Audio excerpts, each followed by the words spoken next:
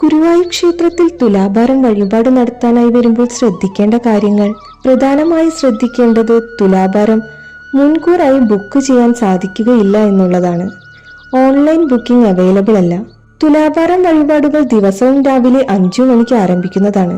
വെള്ളം, നാളികേരം, വെണ്ണ, പഞ്ചസാര, പഴങ്ങൾ, ചെമ്പ്, വെള്ളി, സ്വർണം, മറ്റേതെങ്കിലും ദ്രവ്യങ്ങൾ മുതലായ സാധനങ്ങൾ ആളുടെ തൂക്കത്തിൽ സമർപ്പിക്കാവുന്നതാണ്. ഇതിൽ ഭൂരിഭാഗവും ദേവസ്വം നൽകുന്നതാണ്. എന്നാൽ പൂക്കൾ കൊണ്ടുള്ള തുലാഭാരമാണ് നിങ്ങൾ ആഗ്രഹിക്കുന്നതെങ്കിൽ ഒരു ദിവസം മുൻപെങ്കിലും ദേവസ്വത്തിൽ അറിയിക്കേണ്ടതാണ്.